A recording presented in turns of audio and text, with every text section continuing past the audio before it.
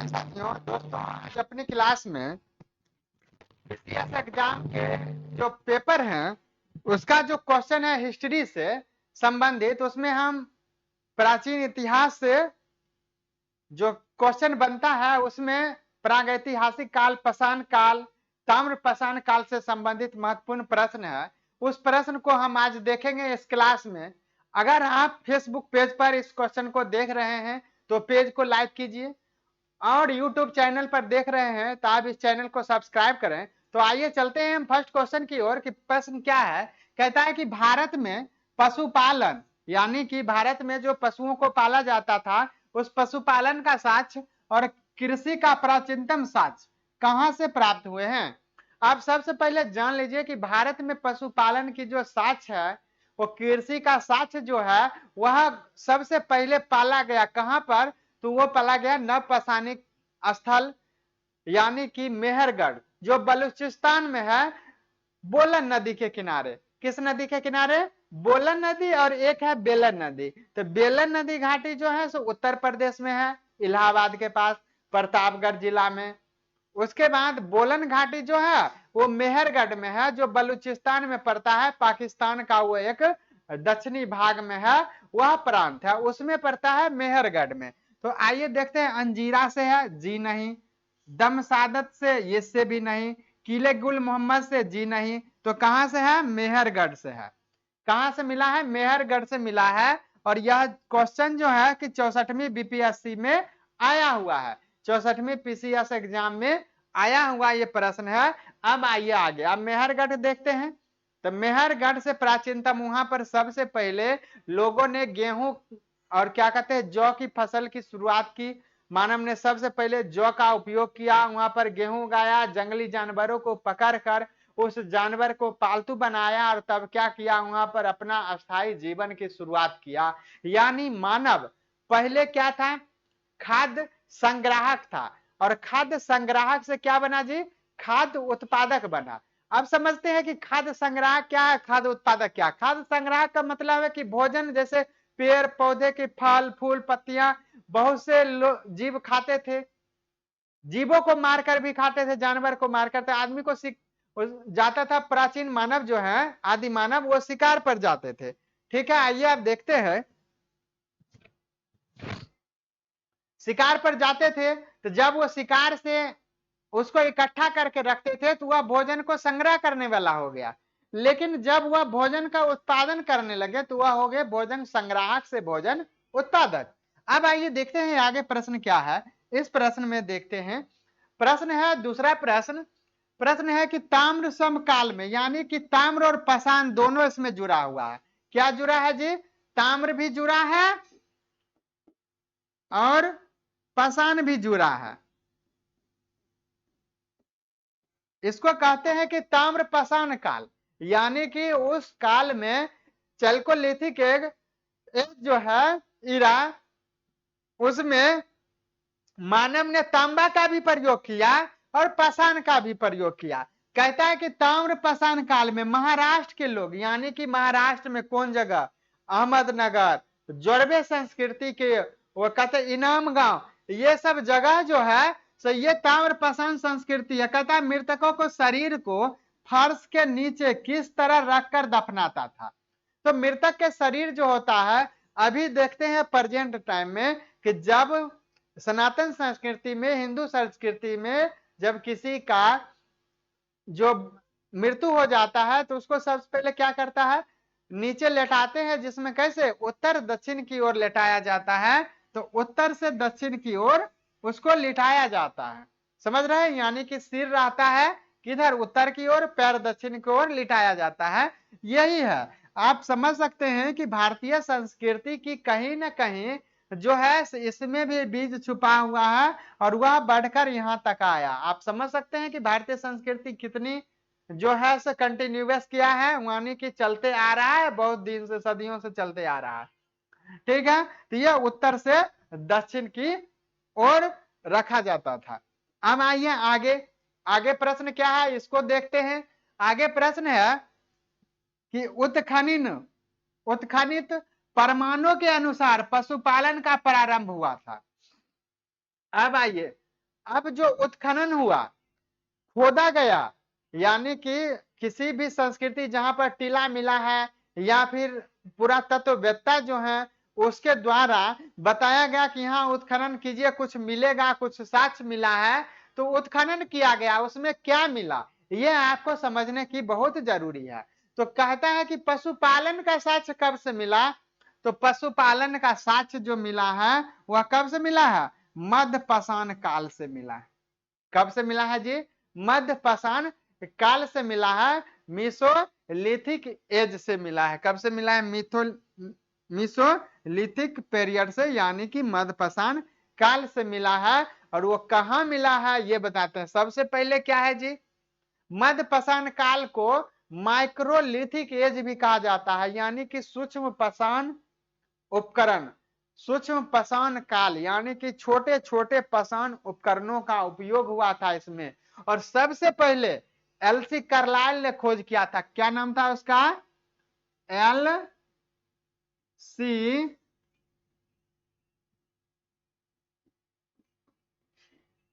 Carlisle, ये नाम था। कब खोज किए, 1867 ईस्वी में खोज किए थे, विंध्य क्षेत्र में खोज किए थे। और यह 25,000 छोटे छोटे माइक्रोलिथिक उपकरण की खोज किए थे। कौन क्या था, एलसी कार्लाइल ने। कब किए थे जी, 1867 ईस्वी में किए थे। और ये पशुपालन जो प्रारंभ है यह कब से मिला है, मध्य पाषाण काल से। कहां से मिला है ये भी जान लीजिए, राजस्थान के बागौर से और मध्य प्रदेश के आदमगढ़ से, दो जगह से मिला है। अब आइए आगे देखते हैं प्रश्न क्या है, इसको देखिए। यह प्रश्न काफी महत्वपूर्ण प्रश्न है। प्रश्न क्या है, खाद्यान्नों की कृषि, यानी कि फूड ग्रेन्स जो है, खाद्यान्न कृषि, खाने वाला कृषि। कहता है कि कृषि सर्वप्रथम प्रारंभ हुई थी। प्रारंभ किस काल में हुआ जी, खाद्यान्नों की कृषि नव पाषाण काल में। आपको फर्स्ट क्वेश्चन में बताए कि मेहरगढ़ में हुआ, नव पाषाण काल में भारत की शुरुआत हुआ। ऐसे आप कहिएगा वर्ल्ड लेवल पर 9000 बीसी और भारतीय स्तर पे यानी कि 6000 से 4000,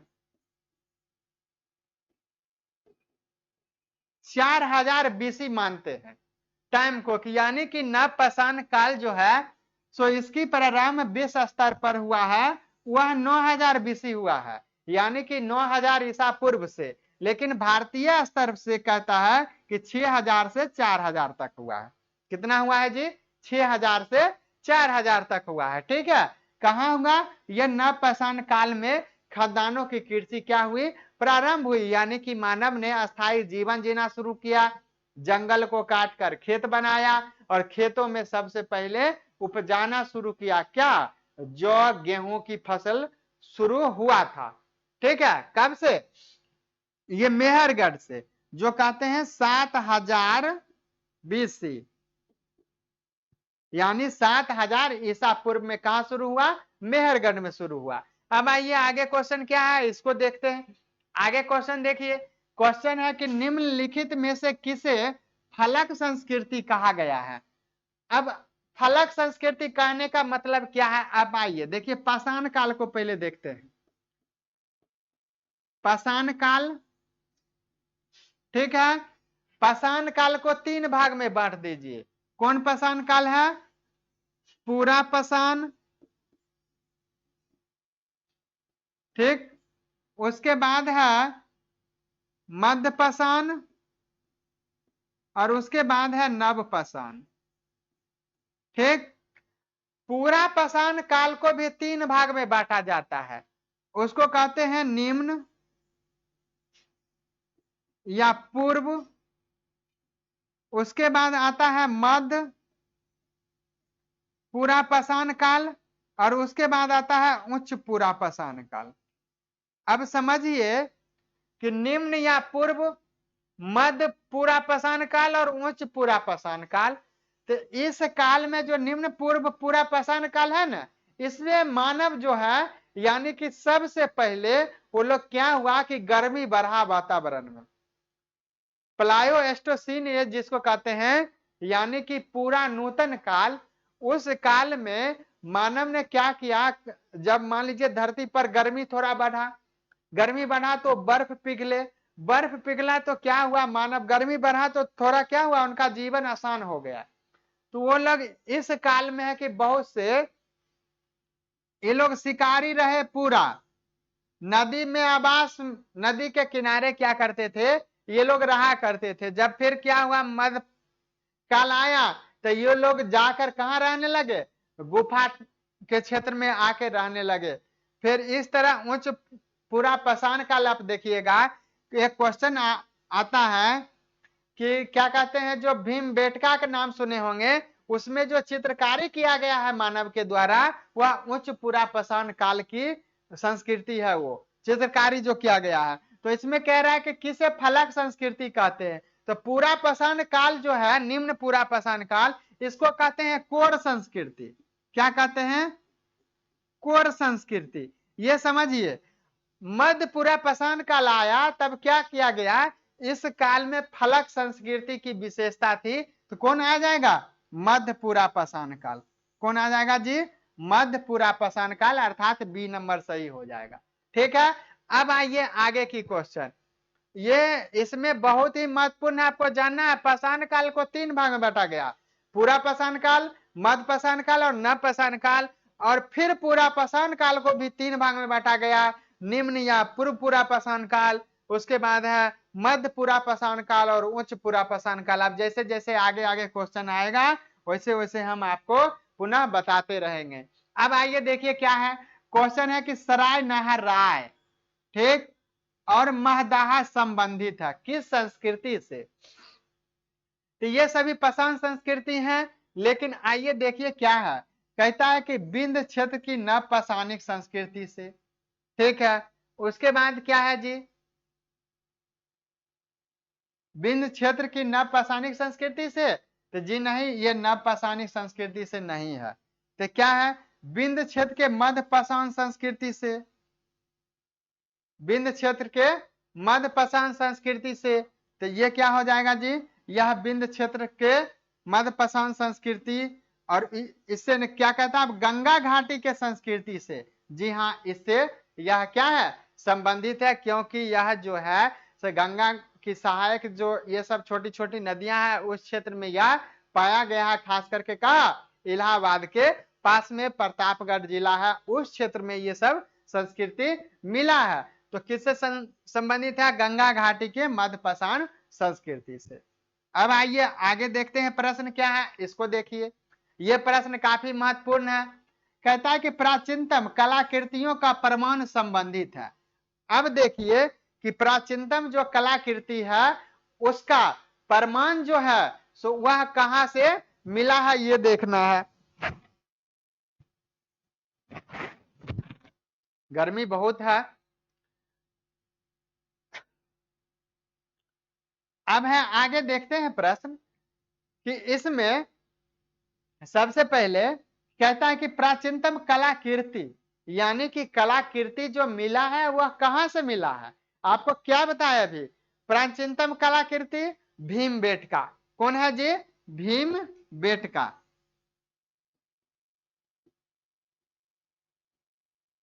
अब देखिए, ये रहा भीम बेटका। भीम बेटका कहाँ है, तो मध्य प्रदेश में है, अब्दुल्लागंज, रायसेन जिला है उसके अब्दुल्लागंज में है। ठीक है, अब आइए, कहता है कभी ही आपको बताए कि जब कोर संस्कृति है कौन, पूर्व या निम्न पूरा पाषाण काल, फलक संस्कृति मध्य पूरा पाषाण काल।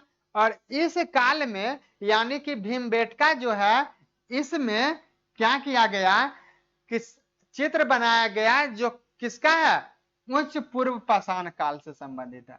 कौन काल से संबंधित है जी, उच्च पूर्व पाषाण काल से संबंधित है। क्योंकि देखिए, जब मानव ने गुफा में रहा, पहले नदी के किनारे रहता था, तो जब गुफा में मानव रहने लगा, शिकार करने लगा, गुफा में रहने लगा मानव, तो क्या हुआ जी, वहां पर रहा तो कुछ जो वो शिकार करते थे उसका वो जैसा जानवरों के भागते हुआ चित्र है उसमें, तो ये सब मिला है। तो वह चित्र बना दिया गया, कहाँ बनाया है, भीमबेटका में। और वह किस काल की है? उच्च पूर्व पाषाण काल का, यानी कि पूरा पाषाण काल का है। अब आइए आगे देखते हैं, आगे प्रश्न क्या है इसको देखिए। प्रश्न आगे है, कहता है कि निम्न पूर्व पाषाण काल के मानव, कौन सा मानव?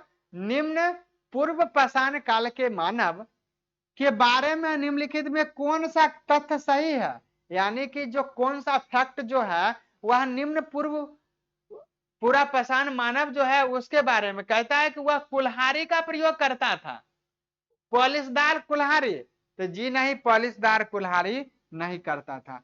आपको क्या कहे, वह कोर उपकरणों का प्रयोग करता था। जी हाँ, वह कोर उपकरण का प्रयोग करता था। किसमें करता था जी? यह निम्न पूर्व पूरा पाषाण कालीन जो मानव है वह किसका प्रयोग करता था? कोर उपकरण का प्रयोग करता था। अब आइए आगे देखते हैं क्या है आगे प्रश्न है, इसको देखिए। दक्षिण भारत की बृहद पाषाण समाधियां संबंधित है, यानी कि दक्षिण भारत की बृहद पाषाण समाधि जो है किससे संबंधित है? पूर्व पाषाण काल से? जी नहीं। नव पाषाण काल से? इससे भी नहीं है। ताम्र पाषाण काल से? जी नहीं, यह लौह काल से संबंधित है। किस काल से संबंधित है? लौह काल से संबंधित है। आप कहेंगे लौह काल, तो लौह काल ऐसे जान लीजिए कि 1000 BC, ठीक है। ये है कि यानी कि लोहा की खोज 1000 BC में आया, लेकिन अभी नया में एनसीईआरटी देता है 1500 BC। कितना बीसी देता है? 1500 BC। लेकिन और कई किताब में पढ़ेंगे तो उसमें 800 BC भी दे रहा है, ठीक है।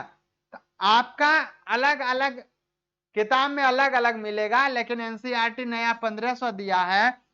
ऐसे बहुत दिन से हम पढ़ते आ रहे हैं कि 1000 BC, ठीक है।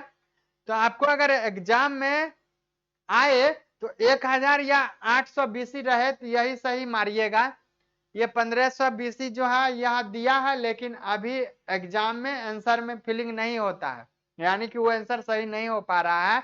लेकिन आपको क्या मारना है? 1000 BC या 1000 के आसपास 800 BC, ठीक है। अब आइए आगे देखते हैं फिर क्या है। आगे प्रश्न है कि दक्षिण भारत की महापाषाणिक समाधियां किस काल से संबंधित मानी जाती है? तो दक्षिण भारत की महापाषाणिक जो है यह लौह काल से माना जाता है। अभी ही इस क्वेश्चन को हम लोगों ने पढ़ा।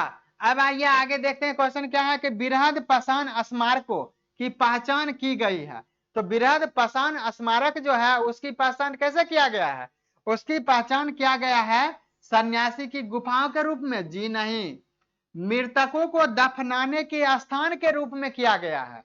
कि मृतक को दफनाया है तो वहां पर क्या किया गया है? बड़ा बड़ा पत्थर रख दिया गया है, उसको लेटा दिया गया है और उस पर बहुत बड़ा बड़ा पत्थर डाल दिया गया है और उसको समाधि मिला है। उसको क्या कहते हैं? महापाषाणिक संस्कृति, ठीक है। अब आइए आगे, तो वो क्या है? दफनाने की जो स्थान है उसके रूप में वह मिला है। अब आइए आगे प्रश्न क्या है इसको देखते हैं। आगे प्रश्न है कि राख के टीले किस क्षेत्र की नवपाषाणिक संस्कृति से संबंधित है? अब राख का टीला है और नवपाषाणिक संस्कृति है, तो नवपाषाणिक संस्कृति जो है वह दक्षिण भारत में सबसे बाद में गया, ठीक है ना। तो उसमें है कि दक्षिण भारत की यह संस्कृति है। राख की टीला है, दो जगह है, एक है पकलीहल और संगन कल्लू। अब कहेंगे कि वहां क्या होता था? वो लोग जानवर को इकट्ठा बांध दिया करते थे। अभी जो पोंगल त्योहार मनाया जाता है मकर संक्रांति में, वो देखते हैं आग जलाया जाता है, तो उसी का अनुमान किया है। क्या किया है कि लोग नवपाषाण के जो लोग थे वह क्या करते थे? पशुपालन करते थे। पशुपालन करते थे तो वह बड़ा लगाते थे, यानी कि जानवर मान लीजिए कहीं बंधा हुआ है, यहाँ बंधा है, यहाँ बंधा है, सभी जानवर है। और ये क्या करते थे? मान लीजिए कहीं न कहीं इकट्ठा जमा करते थे।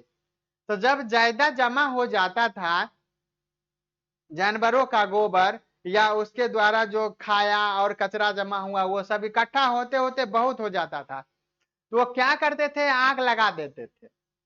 आग लगा देते थे तो वह राख का ढेर है जिसको भस्म कहते हैं।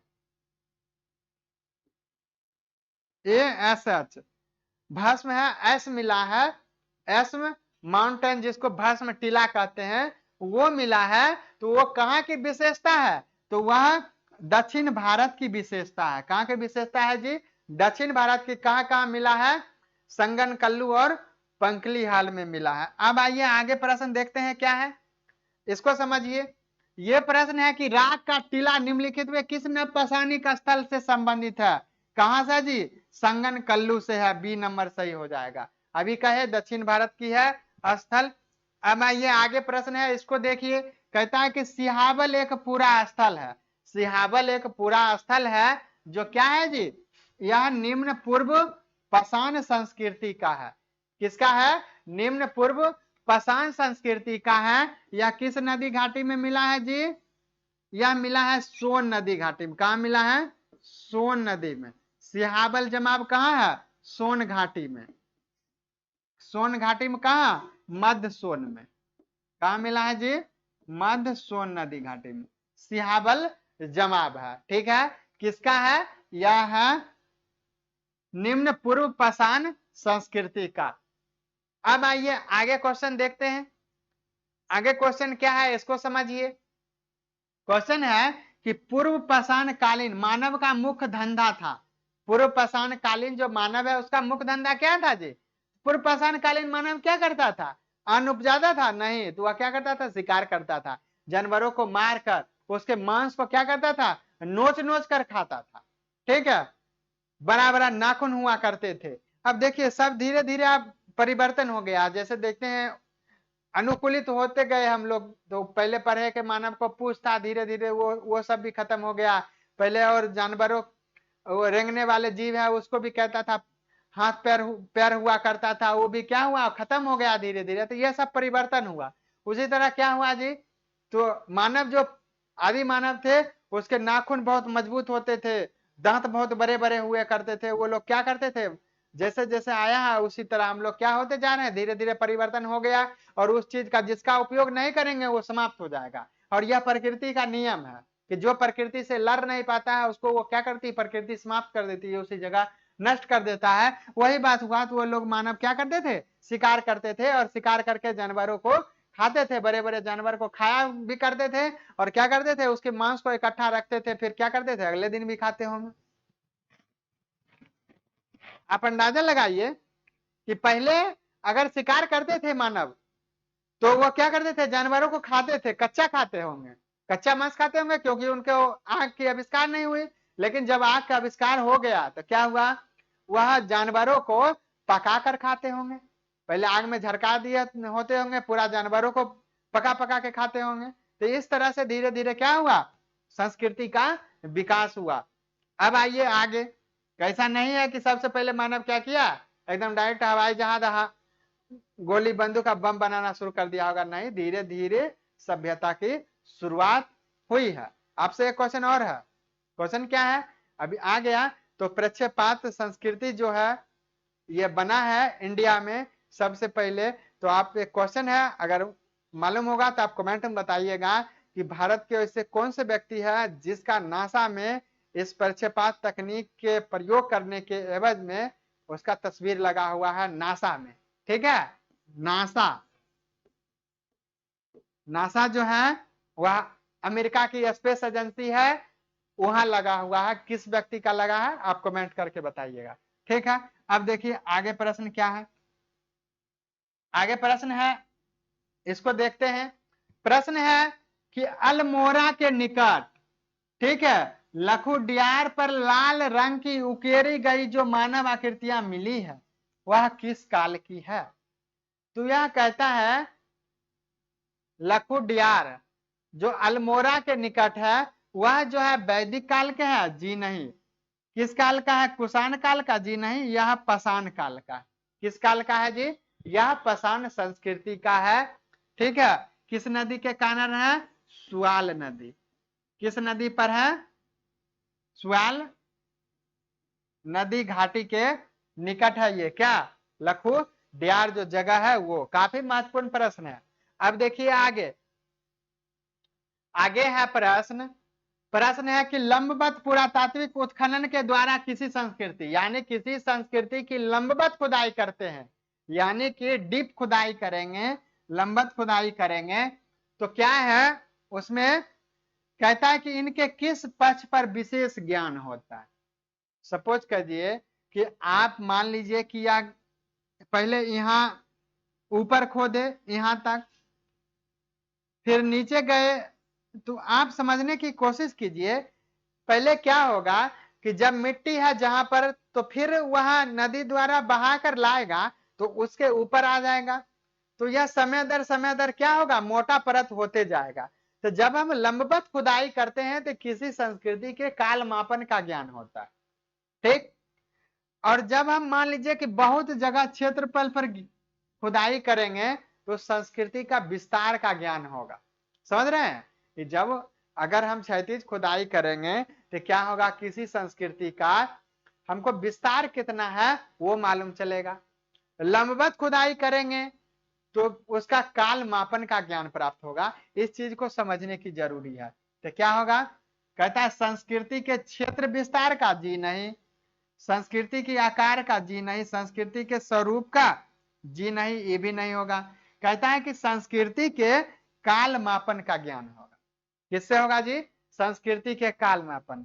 अब देखिए ये एमपीपीसीएस में आया हुआ क्वेश्चन है, आपको कौन क्वेश्चन कहाँ पूछा है वो भी यहाँ पर दे दिए हैं, ताकि आपको मालूम चले कि ये क्वेश्चन क्या है वहां पर आया हुआ है। और ये सभी क्वेश्चन किसी न किसी स्टेट पीसीएस में पूछा हुआ है। ये सारे प्रश्न इकट्ठा कर करके आपके बीच हम वीडियो के माध्यम से ला रहे हैं। और सारा अब आपको दो जगह, अगर आप फेसबुक पेज पर देख रहे हैं तो पेज को लाइक कीजिए, अगर यूट्यूब चैनल पर देख रहे हैं तो चैनल को सब्सक्राइब कीजिए, और अच्छा लग रहा है तो आप कहीं ना कहीं इसको शेयर भी कीजिए। तब आपके दोस्त लोग देखेंगे तो क्या करेंगे, फिर उनको कहीं ना कहीं किसी को मदद मिलेगा। अब आइए हम आगे आपको खाली प्राचीन इतिहास से लगभग 4000 क्वेश्चन कराएंगे, जो काफी महत्वपूर्ण प्रश्न सब होगा। अब आइए आगे प्रश्न देखिए। आगे प्रश्न है कि निम्नलिखित में से किसको चालकोलिथिक युग भी कहा जाता है। अब देखिए आगे प्रश्न क्या कहता है कि चालकोलिथिक युग किसको कहा जाता है, यानी कि तांबा का भी, ठीक है, तांबा का भी प्रयोग किया और पाषाण का भी प्रयोग किया। तो ताम्र पाषाण संस्कृति को ही कहा जाएगा, तो पूरा पाषाण युग हो जाएगा, नहीं, न पाषाण जी नहीं, क्या होगा, ताम्र पाषाण युग होगा। क्या होगा जी, ताम्र पाषाण संस्कृति को कैल्कोलिथिक एज भी कहा जाता है। अब आइए आगे देखते हैं प्रश्न क्या है, इसको समझिए। ये प्रश्न क्या है इसको देखते हैं। कहता है कि प्राचीन काल में आर्यों के जीविकोपार्जन का मुख्य धंधा क्या था। आर्य लोग के मुख्य धंधा क्या था, देखिए कहता है कृषि है। अब समझने की कोशिश कीजिए कि आर्य लोग का क्या था मुख्य धंधा, कहता है कि कृषि है, ठीक है। आर्य यानी कि वैदिक लोग, तो वैदिक लोग का पहला जो धंधा था वो था पशुपालन। क्या था जी, पशुपालन, ठीक है। और दूसरा धंधा था कृषि। अब समझिए पशुपालन में क्या, गाय उसके सबसे महत्वपूर्ण थे, आर्यों के वैदिक संस्कृति के, ठीक है। तो पशुपालन नहीं क्या हो जाएगा, कृषि होगा, अर्थात ये नंबर सही हो जाएगा, ठीक है। ये सब भी करता था, लेकिन मुख्य धंधा अगर पूछ रहा है तो द्वितीयक मुख्य धंधा था कृषि, पहला क्या था पशुपालन, क्योंकि आर्य लोग क्या थे, पशुचारक थे, और खास करके गाय उनका लोकप्रिय पशु था, ठीक है। आप पढ़े होंगे गाय के लिए, गाय को मारने वाला के मृत्यु दंड दिया जाता था, देश निकाला दिया जाता था। वो लोग गाय के लिए जीते मरते थे, और वही संस्कृति आज हम लोग की संस्कृति है, जो कहते हैं कि गाय माता पूजनीय है, ठीक है। अब आइए आगे देखते हैं कि क्या है। अब आपको समझिए इस चीज को।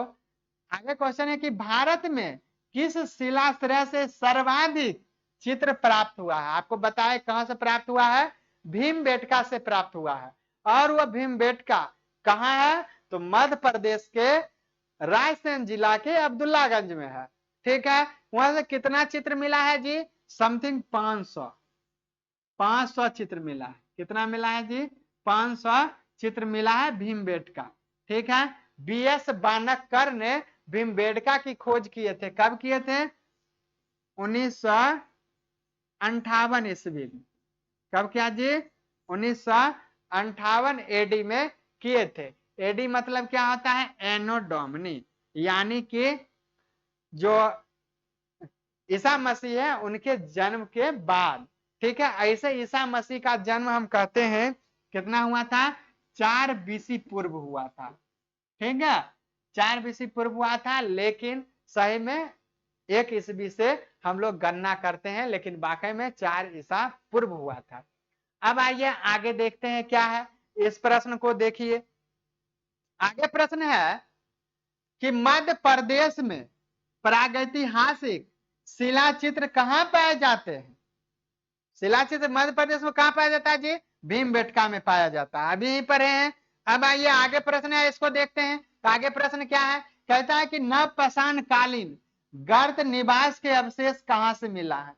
तो सबसे पहले जान लीजिए कि नवपाषाण कालीन संस्कृति में गर्तावास यानी कि भूमि के नीचे, मान लीजिए ये भूमि है, तो भूमि के नीचे आवास बनाकर लोग रहा करते थे।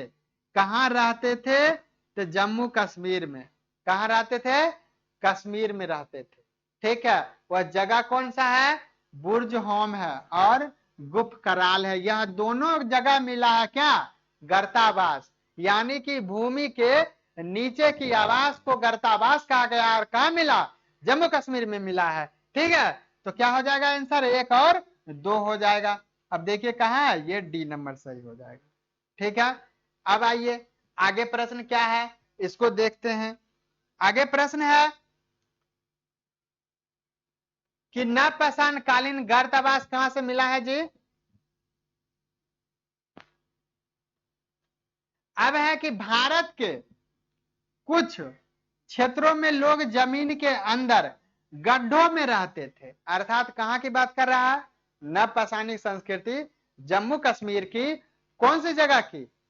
बुर्ज होम और गप कराल की। बुर्ज होम और गप कराल की बात करता है। कहता है कि खुदाई के संकेत में निम्नलिखित मिला है। कहां से मिला है? कश्मीर से मिला है। कहां से मिला है जी? कश्मीर से मिला है। क्या मिला है? गर्ता बास मिला है। ठीक है, अब देखिए आपके बीच गर्ता बास है, यानी कि गर्त में, गर्त कहने का मतलब है कि भूमि के नीचे वो लोग क्या करते थे? गड्ढा बनाकर रहते थे। क्यों रहते थे? अब उस क्षेत्र में देखिए, क्योंकि उस क्षेत्र में ठंडा का मौसम था। ठीक है, और ठंड के मौसम में भूमि के नीचे रहते थे वो लोग। क्या करता था कि वहां गर्मी मिलता था उन लोगों को, इसीलिए वो लोग रहते होंगे। अभी देखिएगा कि मोदी सरकार की जो जल जीवन मिशन जो है, यानी घर घर नल का जल, ठीक है, ये मिशन जो है 24 तक पहुंचाना है मोदी सरकार का। और मोदी जी के काफी महत्वाकांक्षी योजनाओं में से एक है।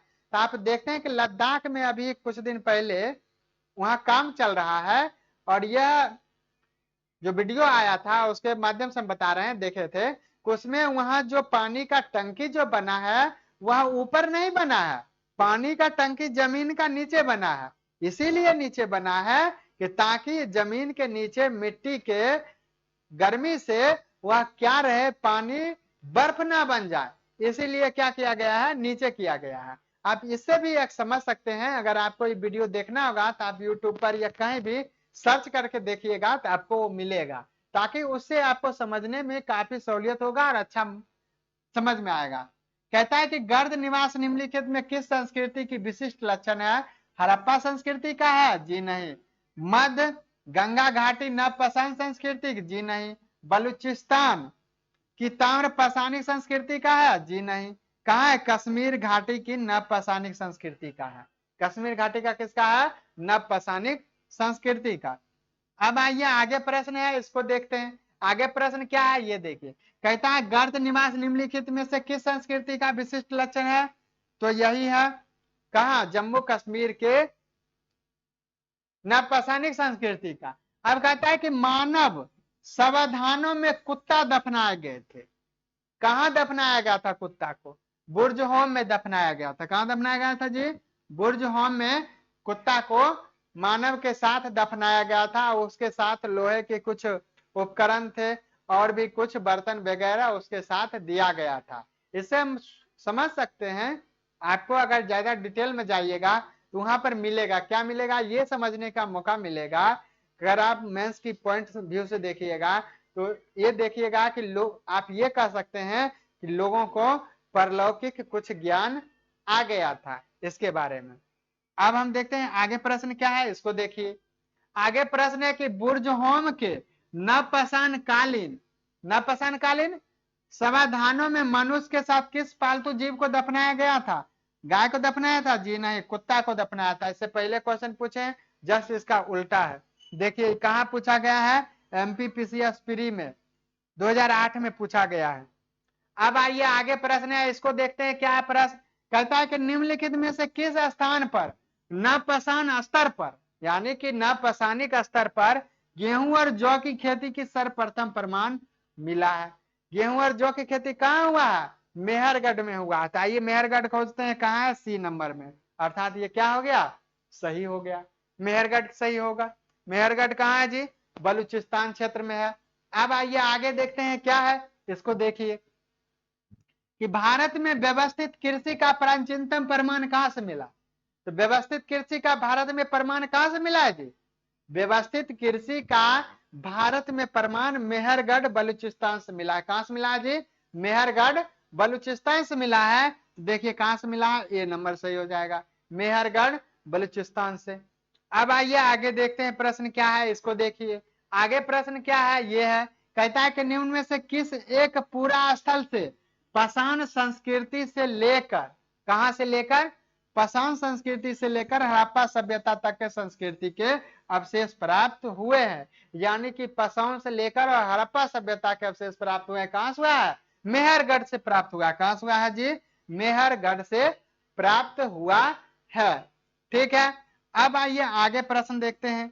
आगे प्रश्न क्या है, इसको समझिए। आगे प्रश्न है कि उस स्थल का नाम बताइए, ठीक है, जहां से प्राचीनतम अस्थायी जीवन के प्रमाण मिले। पहले मानव अस्थायी होके कहां रहा था? मेहरगढ़ बलूचिस्तान में रहा था। कहां रहा था जी? मेहरगढ़ बलूचिस्तान में। तो डी नंबर क्या होगा? सही हो जाएगा। अब जो प्राचीन संस्कृति से संबंधित जो क्वेश्चन है, आगे हम वीडियो नंबर 2 में आपके बीच लाएंगे। तब तक इस वीडियो को देखिए, अगर अच्छा लगता है इसको शेयर कीजिए। जय हिंद, नमस्ते। हैं अगले वीडियो में।